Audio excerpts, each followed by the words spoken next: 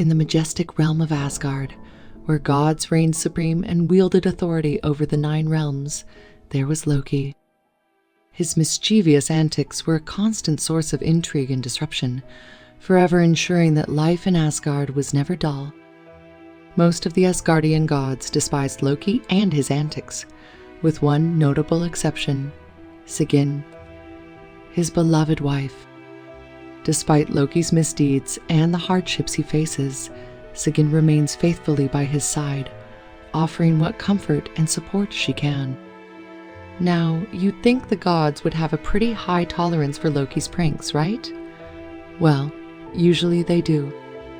But when Loki's tricks lead to the death of Balder, the most beloved of all the gods, it's like he's crossed the line and pulled the last straw.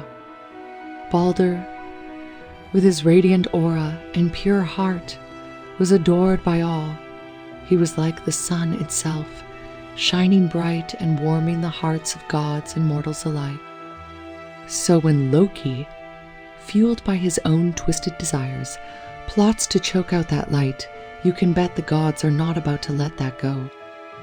They send Hermodar, their swift messenger, down to the realm of the dead to strike a deal with Hela, queen of the underworld. The terms: Balder can return to the land of the living only if every single being in existence mourns his passing. But oh no, Loki just couldn't resist testing the patience of the gods once more. Disguised as a heartless giantess dwelling in the mountains, Loki refuses to yearn for Balder's return. And of course, the gods become furious. They soon get to know of Loki's new disguise and his betrayal, and they are not amused. So they gather in council, faces grim with annoyance, and decides Loki's time has come to face consequences of his actions. But Loki, being the slippery trickster, he runs from the Asgardian gods. He sprints to the mountains and stops near the banks of a river, spotting a school of salmon swimming within its currents. In a split second, he transforms himself into a salmon and blends in with the salmon, seeking refuge from the grasping clutches of the gods. But Odin, sitting high upon his throne, sees all, and Loki's hiding spot is clear as day to Odin's eyes. Contemplating the strategies that his divine brethren might employ to capture him, Loki refused to underestimate their cunning. He brainstormed ways in which the gods could catch him in the form of a salmon, and finally he found the solution. A mesh of strings, intricately intertwined, could ensnare more than just the foolish fish of Midgard. With deft hands, Loki invented the world's first fishing net, an invention that would become a timeless tool still used today. Yet, Loki's genius did not stop at invention. He delved into the depths of strategy, plotting his escape from the inevitable nets that could ensnare him. And his assumptions proved correct. The gods were indeed right at back. As the gods drew near, Loki seized his moment. With a flick of his wrist, he cast his creation into the hungry flames, watching as the net began to smolder. Yet to his dismay, its fibers resisted the heat, refusing to burn fully. And Loki dove back into the darkness, the river masking his identity completely. The gods were disappointed at first, but then their eyes fell upon Loki's partially burned invention, and suddenly, inspiration struck them. They decided to turn Loki's own creation against him. The gods forged more nets, determined to trap the trickster in his own web. The gods cast their nets into the depths, waiting patiently for the trickster god to become bound within their strands. Yet, Loki eluded them at every turn, slipping through their grasp like water through fingers. Thor, mighty bearer of Mjolnir, saw opportunity where others saw only chaos. With the cunning of a hunter stalking its prey, he waited patiently, muscles coiled like springs, until Loki, in the guise of a fish, breached the surface once more.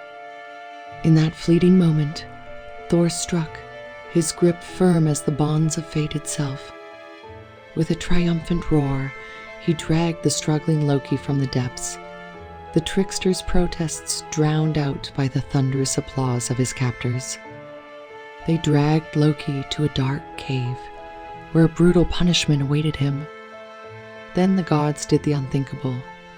They closed their grasp around Loki and his two sons. Among them was Vali, a son of Loki, and Nari, the offspring of Sigyn and Loki. The gods transformed Vali into a beast of primal fury. He shed the veneer of humanity and embraced the ferocity of the wolf. In a moment of savage brutality, Vali turned upon his own flesh and blood, tearing apart his brother Nari with an unrelenting savagery and hunger for blood. Amidst the carnage, the gods devised a punishment befitting Loki's crimes.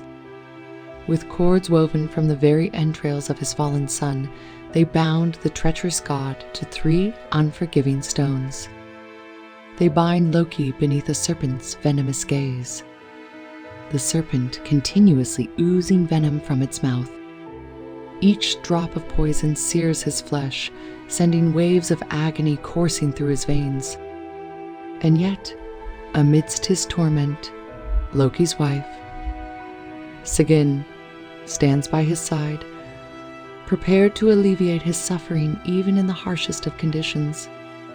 She stands beneath the serpent with a bowl, diligently collecting the venom oozing from its mouth, ensuring that it never touches her beloved husband. But every time Sigyn must empty the bowl, collecting the serpent's venom, leaving Loki vulnerable to its poison once more. It's a never-ending cycle of agony. And so, Loki languishes in his prison of pain, his heart seething with a fury that burns hotter than any flame. For he knows that when Ragnarok comes, when the final battle looms on the horizon, he will have his vengeance. Thanks for watching. Subscribe to get more content like this.